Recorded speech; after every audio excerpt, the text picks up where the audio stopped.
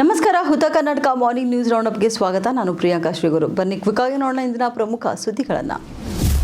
Walking ಹೋದ ವೃದ್ಧನಿಗೆ car ಡಿಕ್ಕಿ, ಸ್ಥಳದಲ್ಲೇ ವೃದ್ಧನ ಸಾವು. ಬೀದರ್ ನಗರದ ಕುಂಬರವಾಡ ಬಳಿ ನಡೆದಂಥ ಘಟನೆ ಇದಾಗಿದೆ. ಕಾರ್ ಹೊಯ್ದು ವೃದ್ಧನೊಬ್ಬನ ಸಾವು ಆಗಿರ್ತದೆ. ಇನ್ನು ಭೀಮಣ್ಣ ಮಡಿವಾಳ ಎನ್ನೋ ವ್ಯಕ್ತಿ ಬೆಳಗಿನ ಜಾವ ವಾಕಿಂಗ್ ಹೋದಾಗ ಈ ದುರ್ಘಟನೆ ಸಂಭವಿಸಿದೆ. ನಡೆದುಕೊಂಡು ಹೋಗುವಾಗ ಹಿಂಬದಿಯಿಂದ ಬಂದ ಕಾರು ಡಿಕ್ಕಿ ಹೊಡೆದು ಪರಾರಿಯಾಗಿದ್ದಾನೆ. ನಂತರ ಡಿಕ್ಕಿ ಹೊಡೆದ ರಭಸಕ್ಕೆ ಸ್ಥಳದಲ್ಲಿ ಕಳಚಿ ಬಿದ್ದಿದ್ದಾನೆ ಈ ವ್ಯಕ್ತಿ. ಇನ್ನು ಕಾರ್ ನಂಬರ್ ಪ್ಲೇಟ್ KA38M9727 ಆಗಿದ್ದು, ಡಿಕ್ಕಿ ಹೊಡೆದ ರಭಸಕ್ಕೆ ಸ್ಥಳದಲ್ಲಿ ಸಾವನ್ನಪ್ಪಿದ್ದ ವಯೋವೃದ್ಧ ಭೀಮಣ್ಣ ಮಡಿವಾಳ ಆಗಿದ್ದಾರೆ. ಇನ್ನು ಈ ಅಪಘಾತದ ಭೀಕರತೆ CCTV ಕ್ಯಾಮೆರಾದಲ್ಲಿ ಕೂಡ ಸೆರೆಯಾಗಿದೆ. ಸ್ಥಳಕ್ಕೆ ಟ್ರಾಫಿಕ್ ಪೊಲೀಸರು ಭೇಟಿ ನೀಡಿದ್ದಾರೆ. ನಂತರ ಗಾಂಧಿಗಂಜ್ ಪೊಲೀಸ್ ಠಾಣೆ ವ್ಯಾಪ್ತಿಯಲ್ಲಿ ಈ ಘಟನೆ ನಡೆದಿದೆ.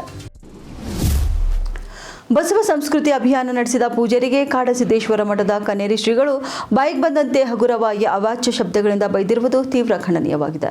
ಸರ್ಕಾರ ಅವರ ಮೇಲೆ ಕೂಡಲೇ ಸ್ವಯಂ ಪ್ರೇರಿತವಾಗಿ ಪ್ರಕರಣ ದಾಖಲಿಸಿಕೊಂಡು ಬಂಧಿಸಬೇಕು ಎಂದು ಜಾಗತಿಕ ಲಿಂಗಾಯತ ಮಹಾಸಭೆಯ ರಾಜ್ಯ ಕಾರ್ಯದರ್ಶಿ ಕಿರಣ್ ಖಂಡ್ರೆ ಅವರು ಆಗ್ರಹಿಸಿದ್ದಾರೆ.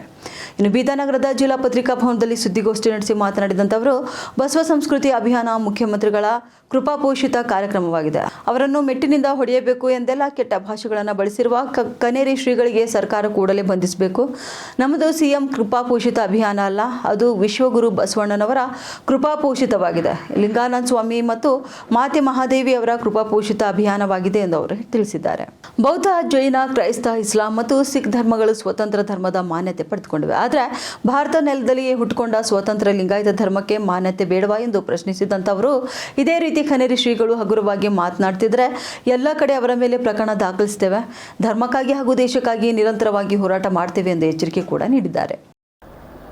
ಮೊನ್ನೆ ಇತ್ತೀಚೆಗೆ ನಡೆದಂಥ ಬೆಂಗಳೂರಿನಲ್ಲಿ ವಿಶ್ವಗುರು ಸಂಸ್ಕೃತಿಯ ನಾಯಕ ಬಸವಣ್ಣವರ ಒಂದು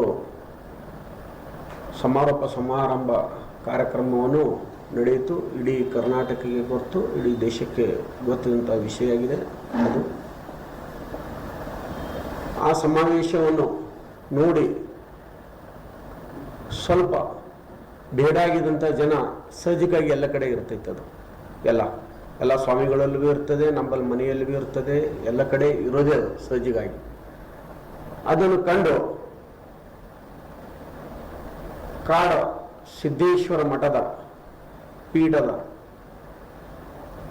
ಸ್ವಾಮಿಗಳಾದಂಥ ಕೆನ್ನೇರಿ ಸ್ವಾಮಿಗಳು ನಮ್ಮ ಲಿಂಗಾಯತ ಮಠಾಧೀಶ್ವರರ ಬಗೆಗೆ ಹಗುರವಾಗಿ ಮಾತನಾಡಿದ್ದಾರೆ. ಅದು ಏನು ಮಾತಾಡಿದ್ದಾರೆ ಅನ್ನೋದು ಇಡೀ ಮಾಧ್ಯಮ ಮುಖಾಂತರ ತಮಗೂ ಗೊತ್ತು. ಆ ಭಾಷೆಯನ್ನು ನಾನು ಬಳಸಬಾರದು, ಆದರೂ ಕ್ಷಮೆಯನ್ನು ಕೇಳಿ ಆ ಭಾಷೆಯನ್ನು ಅನಿವಾರ್ಯವಾಗಿ ಬಳಸಂಥ ಪ್ರಸಂಗ ನಿರ್ಮಾಣ ಮಾಡಿದ್ದಾರೆ ಅವರು. ಈ ಬೋಳೆ ಮಕ್ಕಳಿಗೆ ನಾನೇ ಕೇಳಬೇಕು, ಮೆಟ್ಟಚ್ಚಿ ನಾನೇ ಹೊಡಿಬೇಕಂತ ಹೇಳ್ತಾರೆ. ನೀ ಯಾರಪ್ಪ ನಮ್ಮ ಮೆಟ್ಟಚ್ಚಿ ಹೊಡೆಯವ? ನೀನು ಯಾರು? ಮೊಟ್ಟ ಮೊದಲು ನಿನಗ ನಮಗೆ ಏನು ಸಂಬಂಧ? ಭಾರತ ದೇಶದಲ್ಲಿ ಅನೇಕ ಧರ್ಮಗಳು ಹುಟ್ಟಿವೆ. ಈ ದೇಶದಲ್ಲಿ ಅನೇಕತ್ವದಲ್ಲಿ ಏಕತೆ ಇದೆ. ನಮ್ಮಲ್ಲಿ ಈ ಏಕತೆಯನ್ನು ಒಡೆಯುವಂಥ ಕುತಂತ್ರವನ್ನು ಕೆನ್ನೇರಿ ಸ್ವಾಮಿಗಳು ಮಾಡಿದ್ದಾರೆ.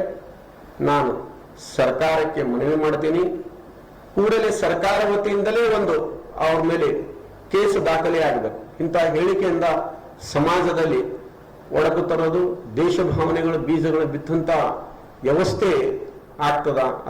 ಎಂ ಬಿ ಪಾಟೀಲ್ ಅವರು ಇವತ್ತು ಮಾಡ್ತಾ ಇದ್ದಾರೆ ಅಂದ್ರೆ ಅವರು ಬಸವಣ್ಣವ್ರ ಬಗ್ಗೆ ಅಪಾರ ಭಕ್ತಿ ಇದೆ, ಗೌರವ, ಅವ್ರ ಬಗ್ಗೆ ನಮಗೂ ಗೌರವ ಇದೆ. ವಿದ್ಯುತ್ ಶಾರ್ಟ್ ಸರ್ಕ್ಯೂಟ್ನಿಂದ ಹೋಲ್ಸೇಲ್ ಕಿರಾಣಿ ಶಾಪ್ಗೆ ಬೆಂಕಿ, ಬೆಲೆ ಬಾಳುವ ದಿನಸಿ ವಸ್ತುಗಳು ಬೆಂಕಿಗಾಹುತಿ.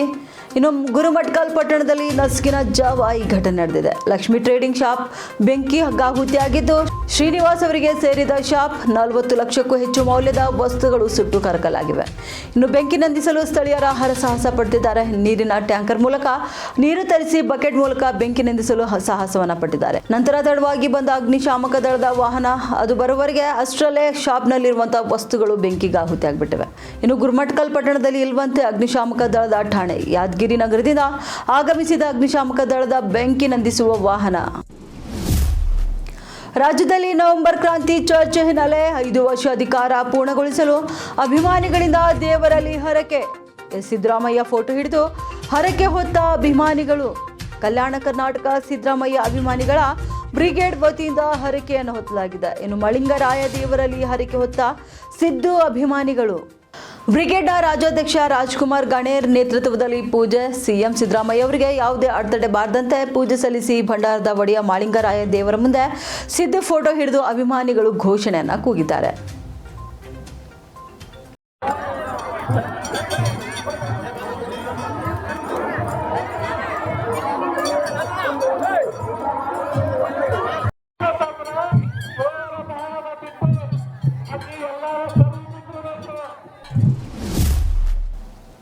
ಟ್ಯಾಂಕರ್ ಮತ್ತು ಬೈಕ್ ನಡುವೆ ಡಿಕ್ಕಿ ಸಂಭವಿಸಿ ಮಹಿಳೆ ಮೃತಪಟ್ಟ ಘಟನೆ ಕಾಗವಾಡ ತಾಲೂಕಿನ ಶಿರಗುಪ್ಪಿ ಗ್ರಾಮದ ಇಂಗ್ಲಿ ರಸ್ತೆಯಲ್ಲಿ ಬುಧವಾರ ಸಂಭವಿಸಿದೆ.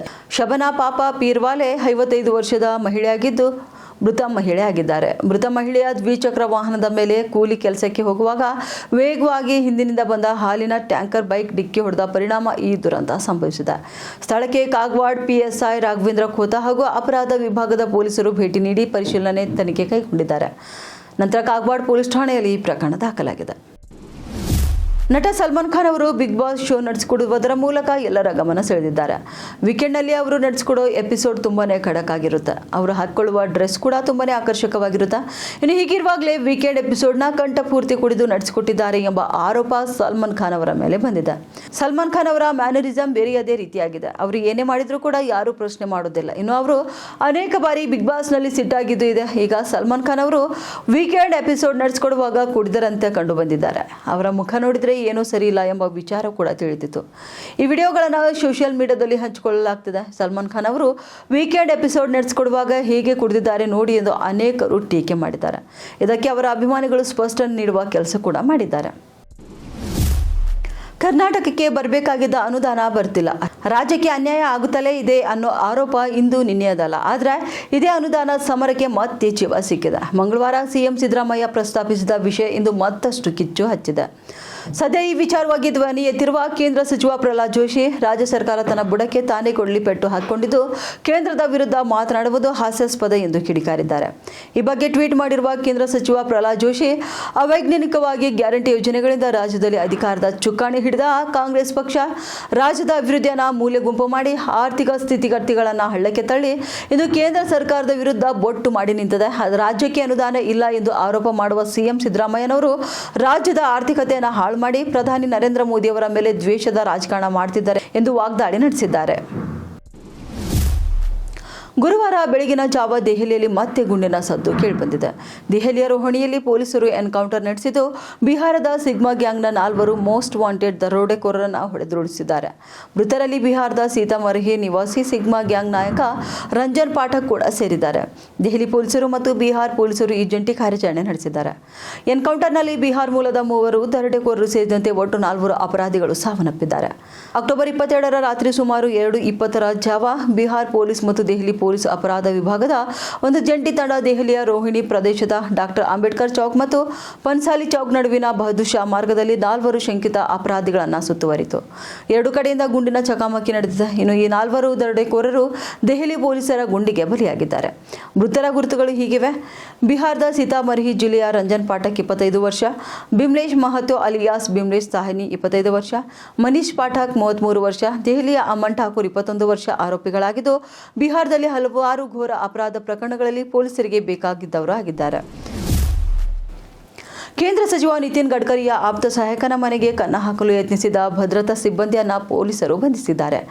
ಆರೋಪಿಯನ್ನು ರತನ್ ಕಾರ್ತಿಕ್ ಕಸ್ತೂರಿ 33 ವರ್ಷ ಎಂದು ಗುರುತಿಸಲಾಗಿದೆ. ಗಡ್ಕರಿ ಅವರ ಆಪ್ತ ಸಹಾಯಕ ಕೌಸ್ತುಭ್ ಫಲ್ಟಂಕರ್ ನೀಡಿದ ದೂರಿನ ಪ್ರಕಾರ ರತನ್ ಅನ್ನು ಬಂಧಿಸಲಾಗಿದೆ. ಕೌಸ್ತುಭ್ ಅವರ ಪತ್ನಿ ಬಂಗಲೆಯ ನೆಲ್ಲಮಹಿಡಿಯಲ್ಲಿ ವಕೀಲರ ಕಚೇರಿ ನಡೆಸುತ್ತಿದ್ದಾರೆ.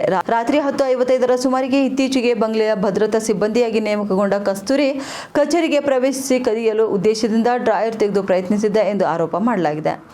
ಮನೆಯಲ್ಲಿ ಕೆಲಸ ಮಾಡ್ತಿದ್ದ ಒಬ್ಬ ಕೆಲಸಗಾರ ಅದನ್ನು ಗಮನಿಸಿ ಫಾಲ್ಟಂಕರ್ ಅವರಿಗೆ ತಿಳಿಸಿದಾಗ ಅವರು ಕಚೇರಿಗೆ ಬೀಗ ಹಾಕಿ ಪೊಲೀಸರಿಗೆ ಕರೆ ಮಾಡಿದ್ದಾರೆ. ನಂತರ ಬೆಲ್ತರೋಡಿ ಪೊಲೀಸ್ ಠಾಣೆಯಲ್ಲಿ ಬಿಎನ್ಎಸ್ ಸೆಕ್ಷನ್ 305 ವಾಸದ ಮನೆಯಲ್ಲಿ ಕಳ್ಳತನ ಅಡಿಯಲ್ಲಿ ಪ್ರಕರಣ ದಾಖಲಾಗಿದ್ದು ಹೆಚ್ಚಿನ ತನಿಖೆ ನಡೆಯುತ್ತಿದೆ.